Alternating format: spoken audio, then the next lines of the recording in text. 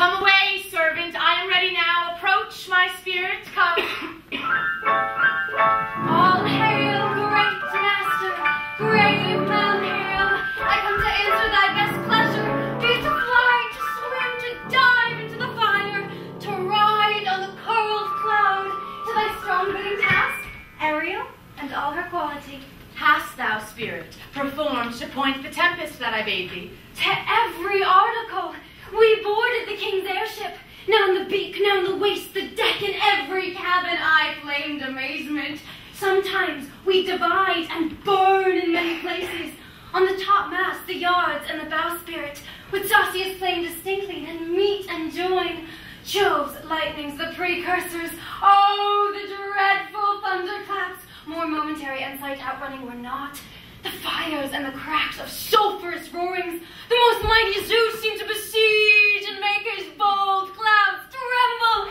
Yea, his dread thunderbolt. My brave spirit, who was so firm, so constant, that this coil could not infect his reason. Not a soul but felt the fever of the mad and played some tricks of desperation.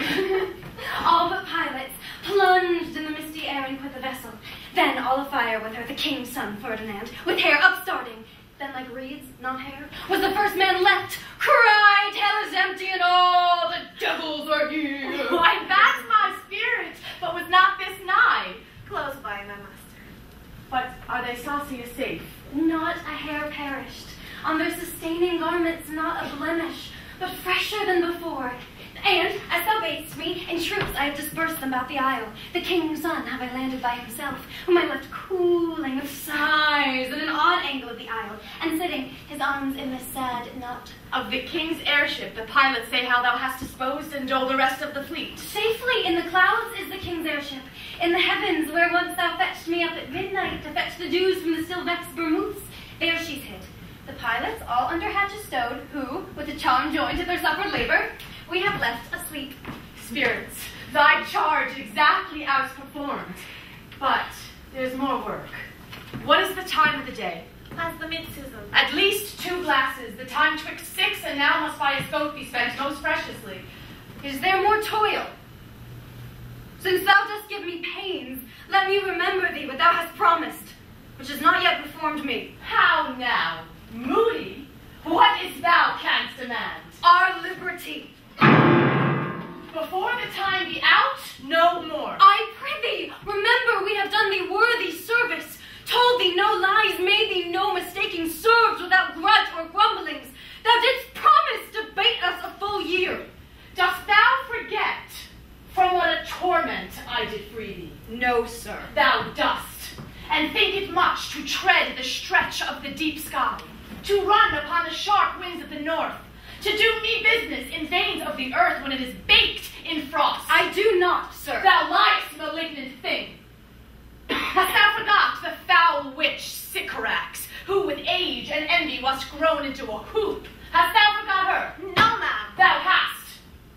Where was she born? Speak, tell me. Ma'am, in New Jersey. Oh, was she so? I must once in a month recount what thou hast been, which thou forgettest.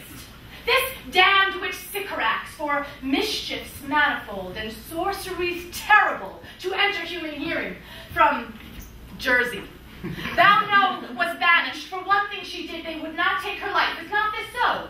Aye, ma'am. This blue-eyed hag was hither brought with child, and here was left by pilots. And thou, my slave, as thou reportest thyself, wast then her servant. And for thou wast a spirit too delicate to act her earthy and abhorred commands, refusing her grand hests, she did confine thee, with help of her more potent ministers, and in her most unmitigable rage into a cloven pine, within which rift, imprisoned both, didst painfully remain a dozen years, within which space she died and left thee there to vent thy groans as fast as mill wheels strike. Then was this island, save for the daughter she did litter here, a freckled whelp hag born, not honored with a human shape. Yes, Caliban, her daughter. Dull thing, I say, so she, that Caliban, whom now I keep in service. Thou know from what a torment I did free thee. Thy groans did make wolves howl, penetrate to the breasts of ever-angry bears. It was a torment to lay upon the damned, which Sycorax could not again undo. It was mine art, when I arrived and heard thee, that made gape the pine and let thee out. We thank thee, master. If thou more murmurous, I will rend an oak, and peg thee in its knotty entrails until thou hast howled away 12 winters. Pardon, master. We will be correspondent to command and do our spiriting gently. Do so, and after 2 days, I will discharge thee. That's my noble master. What shall we do? Say what shall I do? Go, make thyself like a nymph o' the sky. Be subject to no sight but thine and mine, invisible to every eyeball else. Go, take this shape, and hither come in. Hence, go with diligence.